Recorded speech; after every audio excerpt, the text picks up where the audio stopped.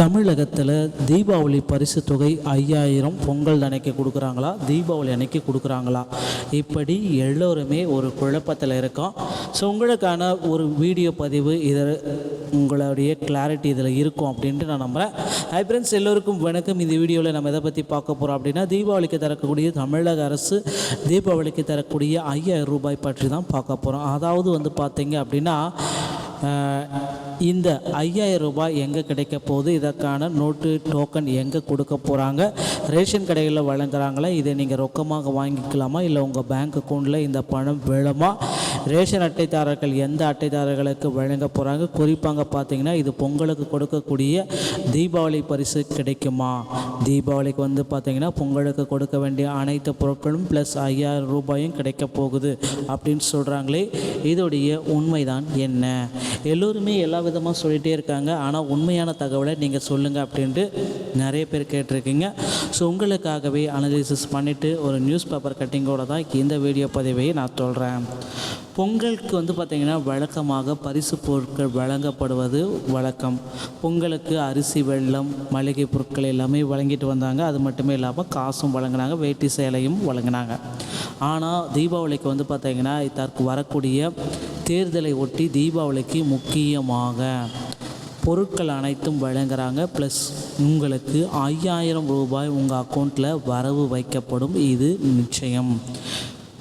பொங்கல் திருநாளை வழங்குறாங்களா, இல்லை தீபாவளி திருநாளை வழங்குறாங்களா, இதுதான் கேள்விக்குறி. ஸோ தீபாவளி திருநாளில் இதை வழங்க போகிறாங்க. ஸோ யாருக்கெல்லாம் இந்த 5000 ரூபாய் கிடைக்கும்? PHH, NPHH, AYY இந்த கார்டு வைத்திருக்கக்கூடிய 3 நபர்களுக்கும் இந்த 5000 ரூபாய் உங்களுடைய அக்கௌண்ட்டில் வரவு வைக்கப்படும் என்று எதிர்பார்க்கப்படுகிறது. ஸோ அதுக்கெல்லாம் இதை பற்றி நம்ம உங்களுக்கு டீட்டெயிலாக சொல்லப்படும். அதுக்கு முன்னாடி நீங்கள் நம்முடைய சேனலில் பார்க்குறீங்க அப்படின்னா சப்ஸ்கிரைப் பண்ணி பெல்லில் கிளிக் பண்ணி வச்சுக்கோங்க. ஸோ வாங்க இந்த வீடியோக்குள்ளே போகலாம்.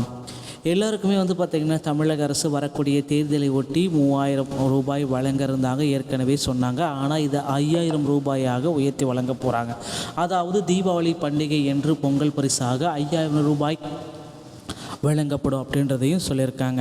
அதாவது அடுத்த வருடம் ஜனவரி மாதங்களில் இதை வழங்கும். ஆனால் அது தேர்தல் வரக்கூடிய டைம்ன்றதுனால தீபாவளிக்கு இதை வழங்க போகிறாங்க.